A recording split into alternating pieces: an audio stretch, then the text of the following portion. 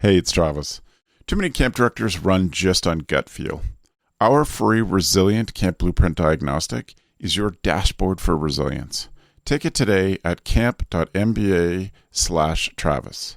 Again, that's camp.mba/Travis. As a camp director, have you ever asked yourself, how can I better incentivize my staff to take part and excel at this job? This is CampHacker. Come find our show notes and our blog for camp directors and leaders at camphacker.tv.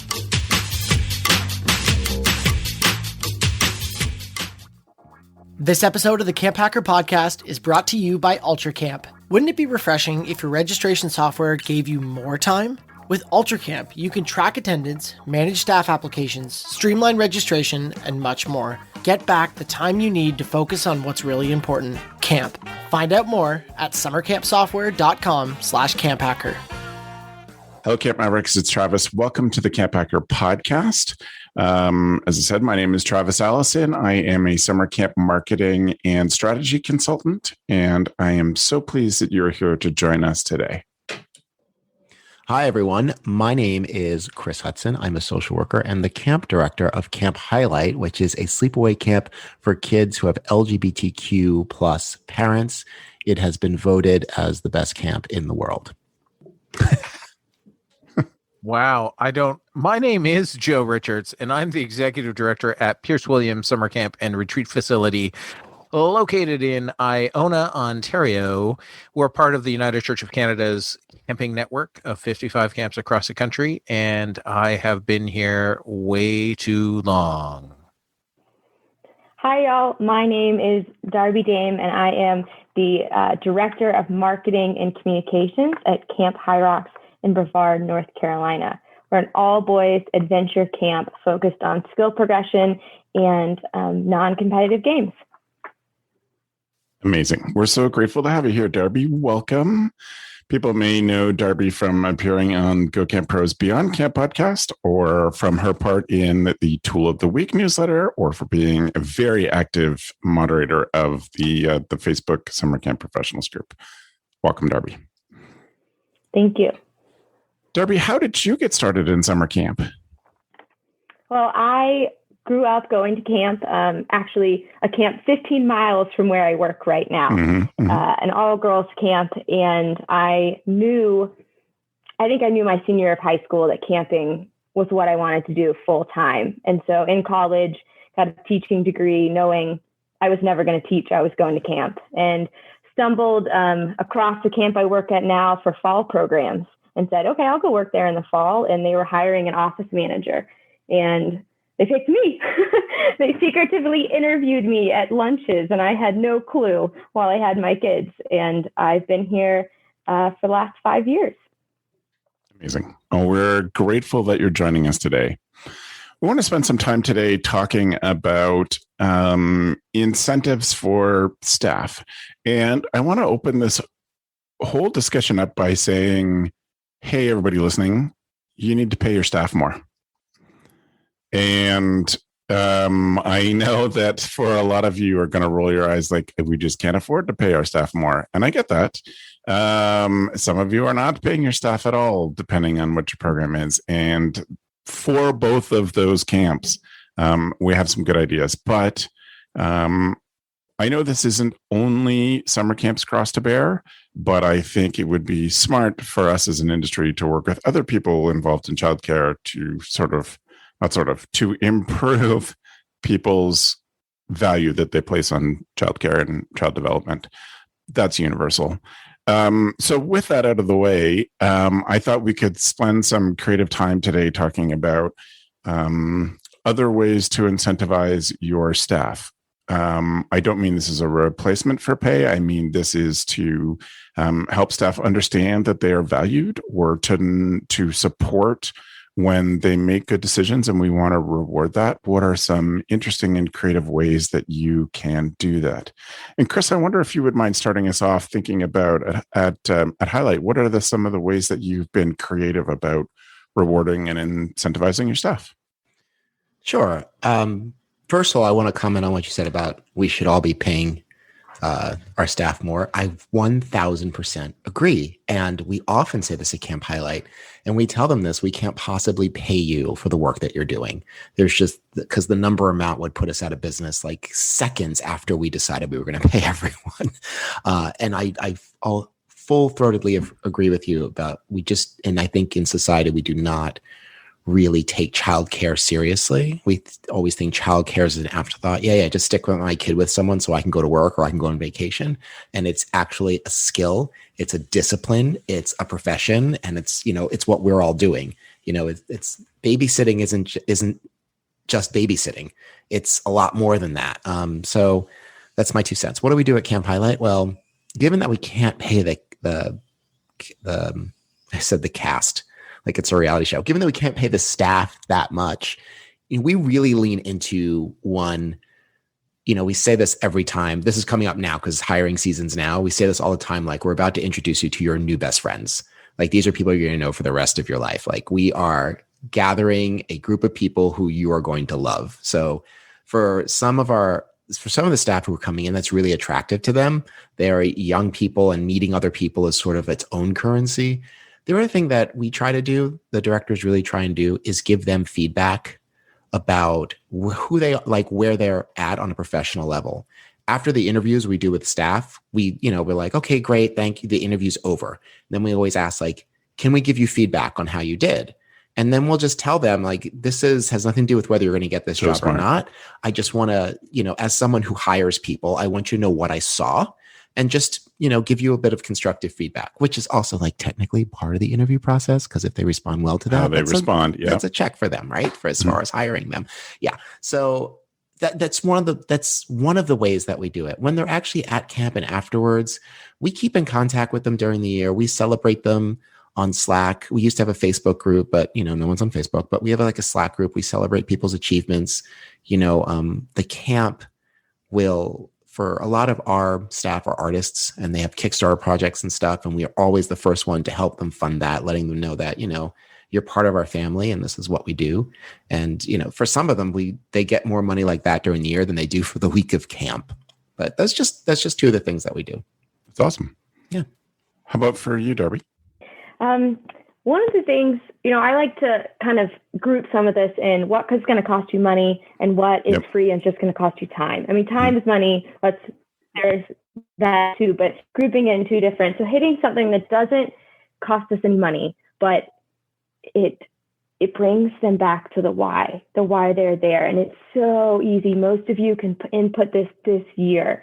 It is midsummer when you're feeling that, we have 2, 3, 4-week sessions. So 4 weeks in July is our midsummer. So 3 weeks into that, your campers are a little starting to fight a little more and getting a little more on your nerves. So that week, that 3rd week, midsummer, we pull out parent surveys from our session beforehand, and we read them back, feedback, the positive. This went so well. My kid was terrified, and now his counselor was awesome. And we share those. And if there's something really good about a counselor, we'll hand them a little note with what that parent said. And the response to that, the reminder, the incentive of this is why I'm doing this, that's not just us saying why, but it's a parent of a kid you impacted and you knew, is priceless. They're often tears at that meeting. And that's great. Thank you. What do you think, Joe? I think a lot. I think that the idea, it's great to say pay more, but pay what? Right? So that's one of the challenges I've had with this movement, that people, especially on the Facebook group, they're like, pay more. Well, that's great. How much is enough? Like, what is enough? Is $70,000 a year enough? Right? Is that the point of happiness for full-time people? Right? That's research and companies have done that. The question becomes with staff, it's you can never pay them for what they do, right? You can never pay them for the passion what their work is worth. Or the passion that you want them to show, mm-hmm. right? You can talk to people, and if pay, because I think for most summer camp professionals, pay if pay is the first question on a summer staff's mind, then that clouds the rest of our decision making. 1,000%. Yeah. Because it shows us that they're thinking about the money, and we all grew up at camp not getting the money, and still may not get the money as full-time people, right? But the idea, so there's a few things to think through on this. The way that we treat our staff speaks volumes above what we pay our staff. They're both things are very important.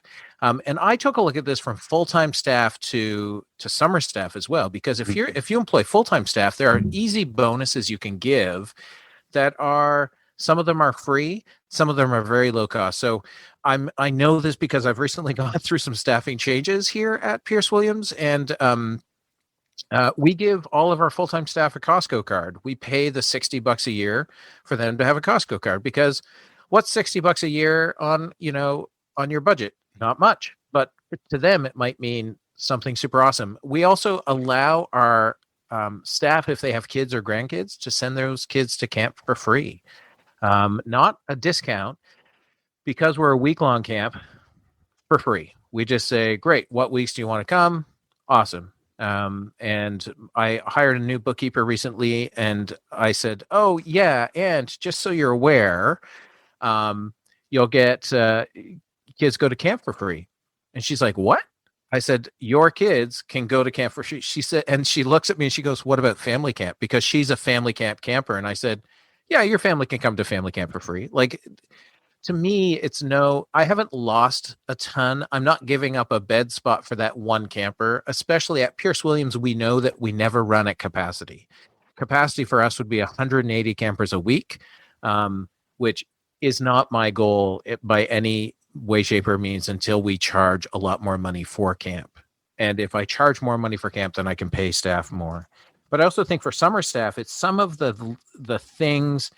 I had 2 staff in for training yesterday to work with farm workers who are on site, to take some load off of our full-time staff who are still here. And they were talking about their bucket list, right? Like, by coming and helping us now, they get to drive the gator, they get a radio, they're like, these are things we get to check off the bucket list. And I'm like, I'm on the radio list. Well, and that's a bonus for them. And I handed them a set of keys, and they're like, what? We get keys? And I'm like, well, yeah, I don't want to come up Saturday morning and let you in to the one bathroom you're allowed to use, because every other bathroom at camp is being used for quarantine. When we run a normal summer, I think about things like our staff party that we do at the end of the year, our staff trip that we coordinate, right? The idea of small staff gifts, and the opportunity to better themselves and earn volunteer hours. All of those are things that we know they need. So in Ontario, they need volunteer hours. We can give those to them. We can give them, a staff party that might cost us under $1,000 for 70 people to be at for a couple of hours. But the feeling they get when they come to Joe's backyard for staff party is like, ooh. And David Gill, who's a friend of the show, David Gill from who was at Ferncliff before he retired, he told us a story when I was touring Arkansas camps years ago that they do a dinner at the end of staff training, like a fancy get dressed up, not at the end of the summer, but at the end of staff training. And they do it him and his wife put it on for them because they want them to understand how special they are to camp. And I think that those are some of the small things we can do to show people and give them that appreciation. That's amazing. One of the things that I said a lot on here and think about an awful lot is kind of the meta lessons of all of the things that happen at camp, and part of the reinforcement of you're valuable to us as a camp community is really important. And Joe, you reminded me of this because our camp our kitchen is run by our camp. We don't contract that out. And so those people are staff members. And so at the beginning of the summer, when there's staff training, those people are part of staff training because the alumni comes up to free them up to be a part of it. So we value you as a staff member. We're not going to keep you in the kitchen for that time when those fun staff get to know you things, alumni commit to that. The other piece is, and this is the meta lessons that we're trying to reinforce over and over again, is at the end of the summer, kids go home in the morning, staff does a little cleanup of the site, spend some time off, hanging out, having fun, and then there's a fancy dinner for them. Well, that fancy dinner is put on by alumni and the board. And the alumni and the board are in fancy dress. They're invited to come in fancy dress. They are served. We bring out fancy plates, china plates and stuff for them. They haven't eaten on all summer. And for us, the symbol of having alumni say your job is so important that we will come up to camp for this. The board, that makes sense. I think a lot of people would expect that that's what a board would do. You would hope that that's what a board would do. But the symbolism of having alumni there to serve them as a thank you for their sacrifice, I think is one of those big lessons that we want our staff to know from our camp community. So a bunch of different things that we can do. I say though, like even when you were describing that, it's not a sacrifice. That's the thing. I never think of asking. For sure not. We're not asking the staff to sacrifice anything. Granted, we're paying them like a couple of $100s a week for backbreaking 19-hour a day work. But I think that kind of thing, the way that we pitch it to them is important. We talk a lot about just explicitly and implicitly how once you work at Camp Highlight, you're kind of like a brand ambassador. Like you go out into the world and you get to say, oh, there's this thing that I created. Like I said at the top of the show, we were voted like best camp in the world by me and the staff. But that's not the point. The point is that that vote happened and it's real, And so like they get to go out there and be like, I work at the best camp in the world. It's not a big deal. It's called Camp Highlight. And, it sounds weird, but there's cachet to it, especially because in some of the circles that they move in their schools or wherever, especially like queer circles, when they mention Camp Highlight or say that they're part of it, there is some sort of social cachet that they get from them, from that.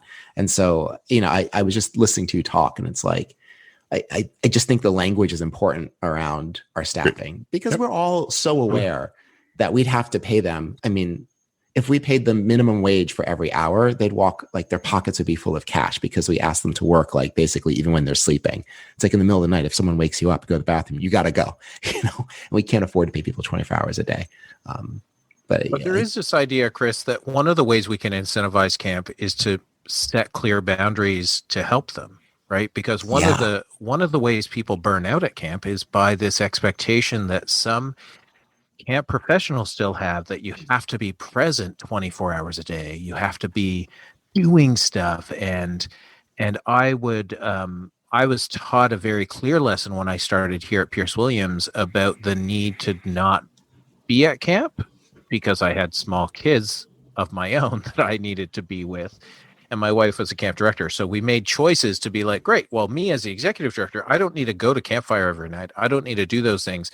And especially now, the talk has changed over 20 years that when we talk so much about self-care, if we don't model that ourselves, we're doing our staff a disservice. But you can incentivize them by helping them with, okay, here's what self-care looks like. And here are some of the tools you can use. And here are some of the things that have worked for me, right? It's this idea of just passing on wisdom that isn't camp-based to staff so that they grow to be better people, right? And that's the value. This has always been my thing. I want you to leave as a better person. That's it, right? If you leave and you're a worse person, I have failed dramatically. And we try to do that with our campers. So of course we should do that with our staff. Absolutely. Like it's such an easy transition that we should be making even more in staff training, not just the one session on how they add it in their LinkedIn bio, or like, how they add camp. Should be continued. Exactly. And I think I think we're all agreeing on this point, like absolutely treating them as employees, but also sort of like interns, right? Giving them the feedback they need to be successful, sure, at this task, but just successful in the world. Whether you move on to do camping or childcare education or something that's related, just like giving someone feedback about how they show up or how you experience them as an employer and someone makes decisions could be completely revelatory for a young person. I mean, not for nothing, but like when you're 18, 19, or 20, I mean, this might be a shock for any young people listening to this podcast, but like they don't know a lot of stuff. They don't have a lot of worldly experience. And here we come in like being loving and accepting and wanting to tell them, I don't know where else you would get something like that. Can I ask you all a question? Is it relevant to what you just said, Chris? Because I have something to tag on. No, to you should that. follow up. But after this, I have a question. I'm going to write it down so I don't forget. All right. And I can see others have ideas too, but relate to this thing. I think it's important and it's a great incentive and it's one of those subtle things, but I think staff should leave with life skills from us. How to introduce yourself. And part of it's just how to talk to other adults. But I can't tell you the number of times, and it's, one of the great privileges of being a long-term camp director is that I have been to more of our camp staff's weddings than we can count. And as a part of that, more than half a dozen times, someone has mentioned, as Darby was miming, someone has mentioned that we taught them how to shake hands and that has gotten them jobs. Because that is one of the jokes. You work for us, you learn how to shake hands, look people in the eye, give a nice, warm, firm handshake. And that's not something people practice, but it is definitely something that is noticed in the workplace.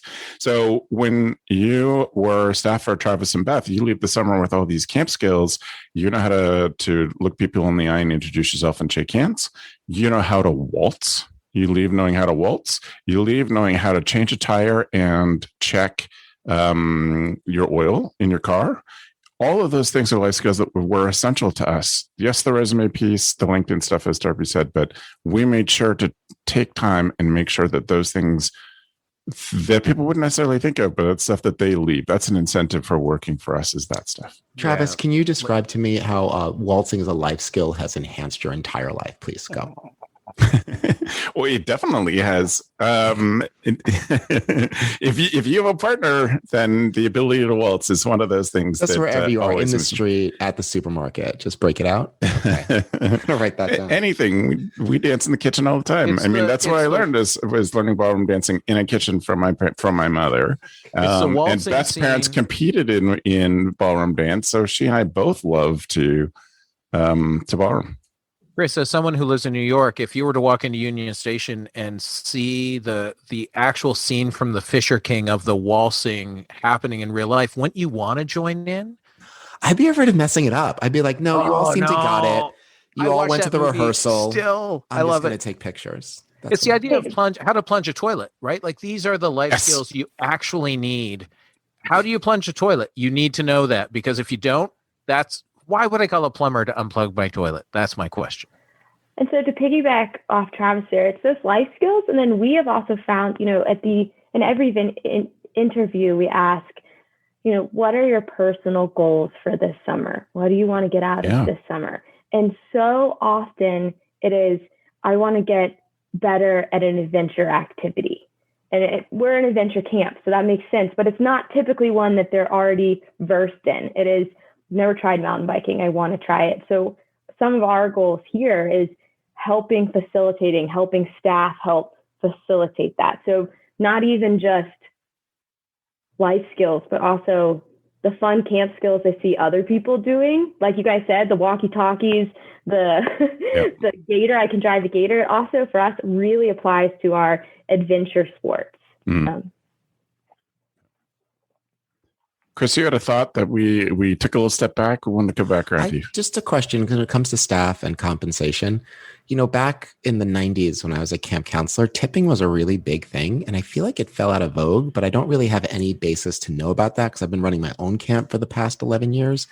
Is that still a thing? Are parents still tipping individual counselors at the end of sessions? And if not, if so, I'm just wondering, like the three people on this call, is that something that you think is helpful or something that we should bring back if it's gone? Or what I'm just curious what your thoughts on it. My thoughts after being in Australia for 40 days a few years ago is that tipping should be outlawed everywhere. People should be paid a wage that makes sense. And when I look at a menu, I should know what I'm paying taxes in. It's amazing. in Ontario, at least in church camping, tipping has never been a big thing at all.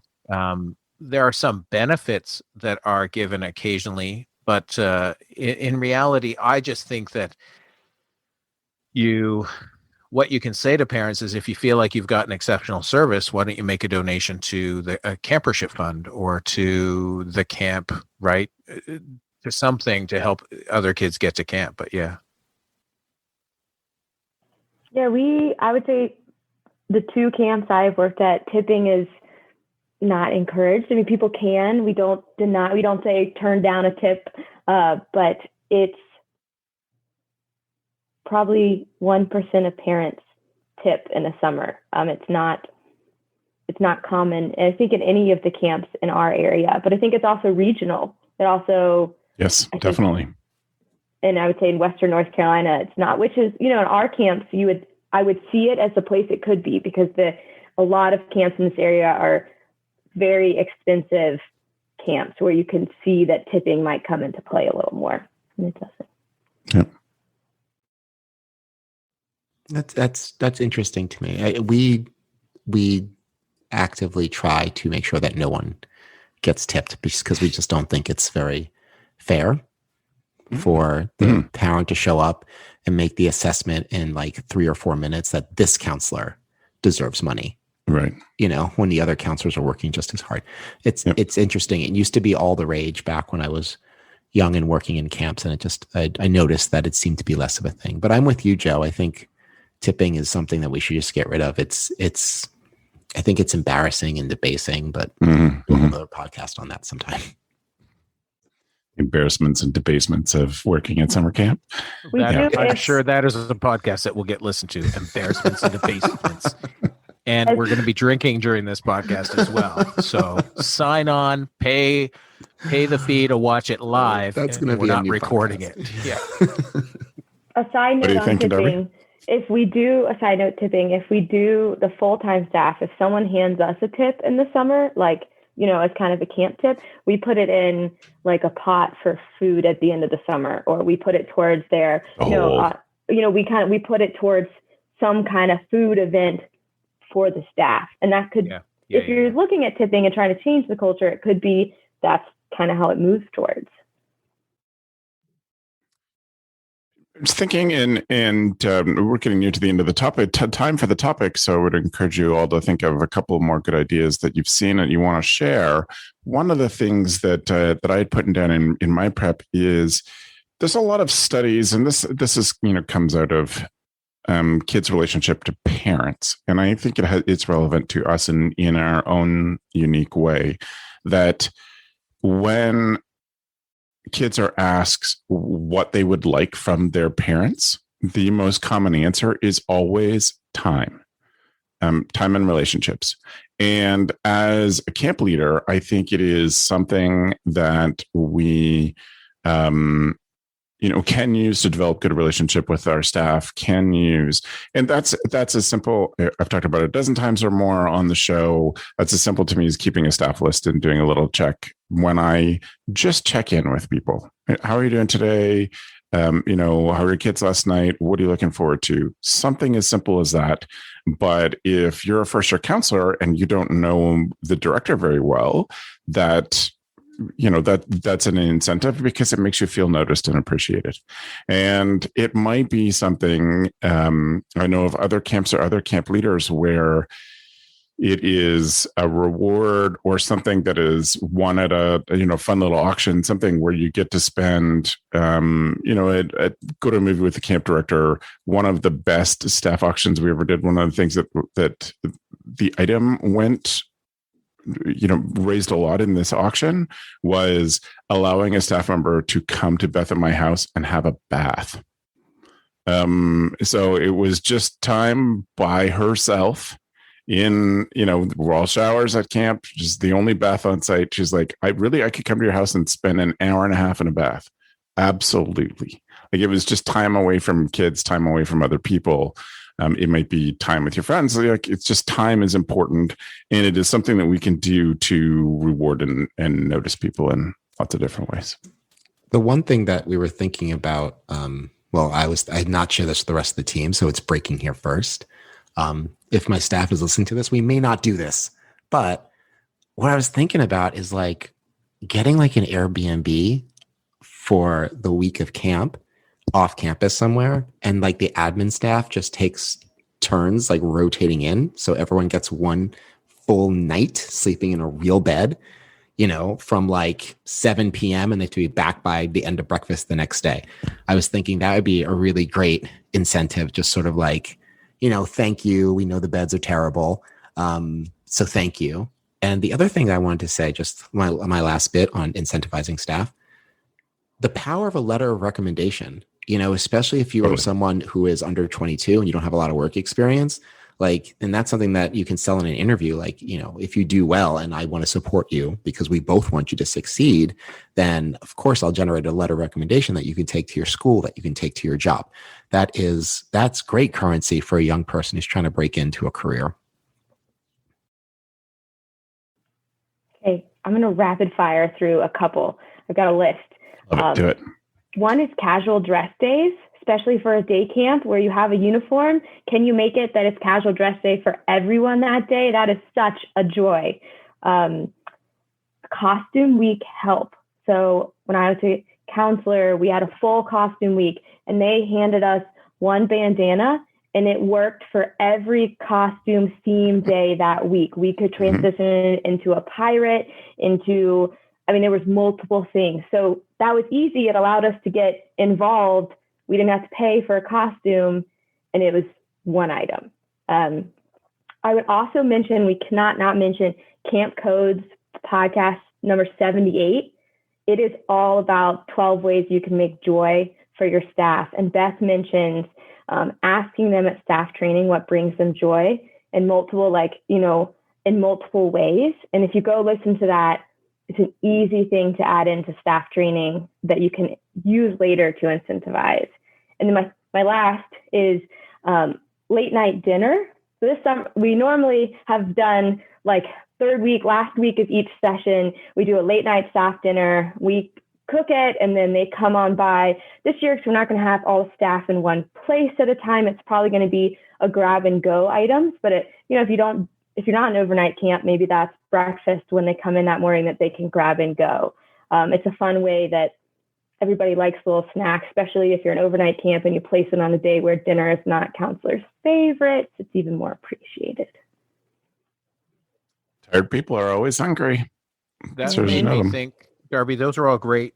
I went to director's camp a few times, and one of the things that Scott Arizala and Stephen Chris did was they had raffles at meals. And so tickets and things. And what we started doing here at Pierce Williams when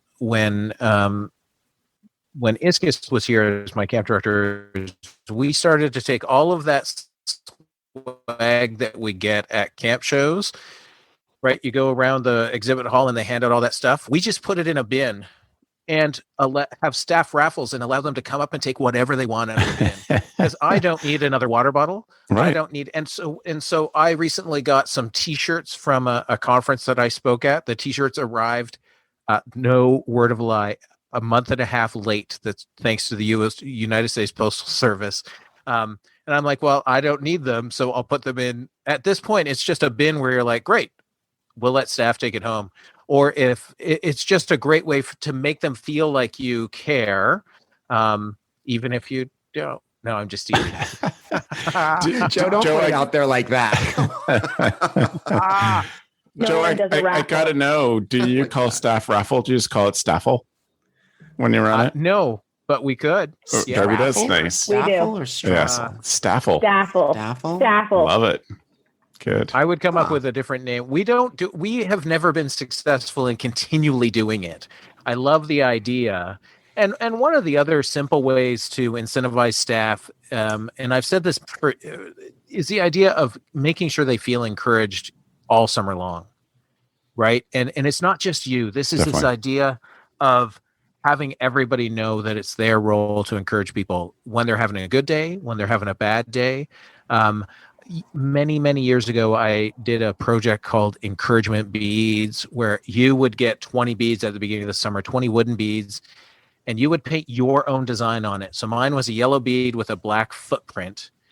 And when I saw you do something amazing or saw you having a hard day, because I don't always have time to sit and chat with people, and it might not be in my nature to sit and chat with people about how they're feeling, but I can give you a bead and be like, you got this, right? Or I can place it in their guitar case and they find it later, and you collect the beads, and people started trading beads. And once they ran out of their 20, they were giving people other people's encouragement beads. And it was this whole system where people felt at least that somebody was paying attention to to everything, good, bad, ugly. That's cool. One of the camp directors that I look up to most is Larry Bell from here in Ontario, from Camp Robin Hood, and Larry's famous for having like a challenge coin, but something that he made that's custom burned onto a tree cookie that he gives out as appreciation. And you've done something and you've been noticed by Larry when you get one of his little wooden coins, I think they call them. And never seen one, but I've heard about them. And I think it's such a smart idea. Chris, do you have any more come to mind? No, I think I'm fresh out, and a lot of ones I was thinking of have been said already. Yeah. Yep. Great. Although I want to just point out, because Darby talked about food, there's one night that for the staff meeting that happens after all the kids go to bed, we send someone out to get McDonald's and just dump it on the table. Counselors have burst into tears. Like, it is a big deal. Like, burst. I'm talking full sobbing, like the whole 9 yards. So those burgers are $1 each. It doesn't cost us anything. So I fully endorse that, Darby. Thank you. Food is always endorsed. Absolutely. All right. Before we move on to our tool of the week, I want to thank UltraCamp for supporting the CampHacker podcast and for sponsoring the show. And I want to just remind you that UltraCamp is here for their clients, and they would love to speak to you, to talk to you about the needs that you have for managing the information around your kids. And UltraCamp asks, do you remember why you got into being a camp leader in the first place? Sometimes we get so caught up in the busy work of running summer camp that we forget for our own needs, why we are there. And so UltraCamp helps you get back to what you love and why you are at camp. So for them, that means not worrying about limits on your database. Things like you could get unlimited custom reports, unlimited support from them, unlimited training, and even unlimited users of all of that valuable information that helps camps run smoothly. As exclusive to CampHacker listeners, for a limited time, they are offering free setup if you're going to use UltraCamp for camp this summer. They would love to talk to you if you think all this sounds too good to be true.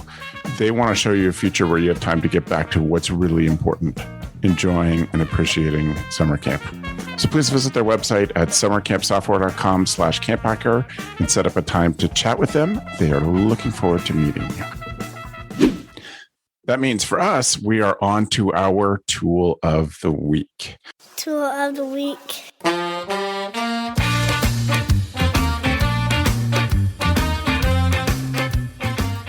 And as we did with Darby, we do with our co-hosts every time, ask people to bring a tool that makes them a better camp director. And Darby, as our guest, I'd like to start with you. What is a tool that you recommend that other camp directors use or check out? Absolutely. Thanks, Travis. My brain goes instantly to marketing. And so number one tool for me, and what we've been using a lot recently, is a website called hotjar.com. And it records visitors on your website. So you can watch a playback of exactly where someone's mouse is going, what page they entered, what page they exited, and what they tried to click. And for us, immediately when we put this onto our website, we found links that were dead. We found everybody's trying to click on that photo and it's not a link. We should make it a link. Yeah. And the basic is free. You get 300 recordings, but then it goes up to like $39 a month for plus, which you get a few more. But all we've needed is the 300 recordings, and then we delete them. I think in the summer when we're a little busier, we'll probably need more than that. But it has been a wonderful way for us to check dead links, to see where people are going. If you have just built a new website, it's a great opportunity to see what's working, what's not. So it's definitely my recommendation. It's really easy and it's not too hard to put on your website. That's great. Thank you, Darby. I think that that's often the case. People are surprised at how people actually use their website versus how we imagined it's going to be used. That's a great tool. What's it for you, Joe? For me, it is two things. I'm sneaking in two things. The first thing... We love it when you do that to us. I was organizing today and rearranging an office and realized how much zip ties come into my life as a camp director to bind things together and to make things look neat and tidy, and putting two zip ties together to make them longer and to hang things. So zip ties of all sizes are super, they will always make you a better camp director. And in a worst case scenario, you can arrest someone if you have the right zip ties. Because isn't that all that those are just giant zip ties? That's what I believe they are. Somebody could tell me I'm wrong. There are ones that are custom made for that purpose. Okay, great. That I can purchase somewhere? Question mark? Maybe. What is the plan here? What is where are you going on? with this, Joe? Travis, Darby, don't give him any more recommendations about where to buy these. We could be accessories. Saying. The other, my second tool, Chris, is a book. I'm going to go with a book. So I start the Alt MBA next week, and one of the books they have in their reading list right now is The Art of Possibility. And while we're talking about incentivizing things for staff, it reminded me of the idea of giving our staff an A, right? Giving them an A from the beginning of the summer so that they're not so stressed out about what they're going to get at the end. There's a bit more to it than just saying you're awesome and I'm going to make you a number one staff, but the idea of it's a great book. I read it on a long road trip to Toronto and back in a single day because we're in lockdown, and I was picking up flooring for a flooded house. But The Art of Possibility by Rosamund Stone Zander and Benjamin Zander. So it is good. I recommend you listen to the audiobook version of it because Ben Zander is a famous conductor and he talks about music a lot, and they have licensed the music for the audio recording. It's fun. And that's how I listen to it. Mm-hmm. I was going to ask you, Joe, I really wanted to know how you drove and read the book. Yeah, there you go. But I am multi-talented, Darby. When you think multi-talented, you need to think Joe Richards, that guy from halfway between Detroit and Toronto. I'll put it on a sign on my door. It's big. Sure. I'll do the sign up for you and email you it. Okay. Another excuse to use the scroll saw. There you go. Joe's emailing you scroll saw stuff. Chris, what's your tool? My tool is pretty pedestrian, but it's changing my life. It is a laminator. Go on Amazon, search laminator. They have one that's like $25, like the Amazon Basics one. When I tell you I'm laminating everything, like I can't wait to get to camp with this, like schedules, rosters, like it's all going to be clean, crisp, sharp at the edges. Oh, it's going to be fantastic.